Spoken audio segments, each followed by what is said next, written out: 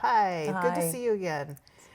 So today I wanted to kind of go back to some information that we talked about last time. So we talked about a lot of things last time, right? And I wanted to go back especially to that decision that's coming up for you. So the decision is to either go with a PEG tube for feeding, or it's to go with a pegless procedure. So just to recap, the PEG tube procedure, it's an option that would allow for some nourishment if you find that eating on your own is just too difficult.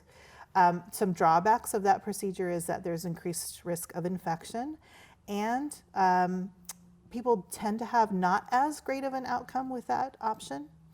The pegless procedure has some drawbacks and benefits as well. So it can be very difficult, very painful. It can be an all-day process while you're in radiation. But the benefit of it is that people tend to have a bit better outcomes. So I wanted to check in, first of all, where are you with making that decision? It's a big one. Yeah.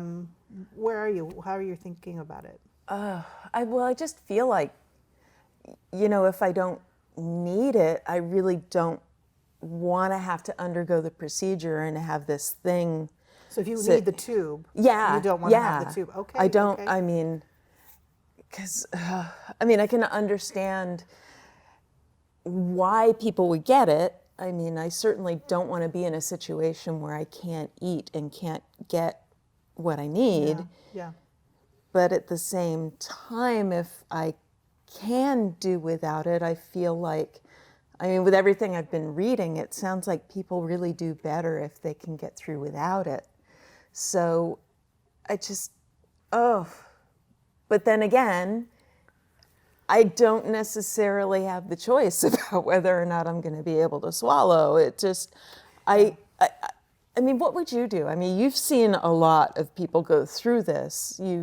I'm sure you have some ideas about what happens. Yeah. And if it was you, what would you do? It's a good question, because these are really tough decisions to make. It's a big decision.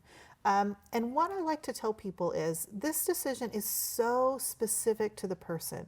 So one person might do better with a PEG tube, and another person might do better without a PEG tube. And I know that doesn't offer you a lot of help right now, but it really is specific to you and your case and kind of what you foresee for yourself, in addition to the information that we've covered before.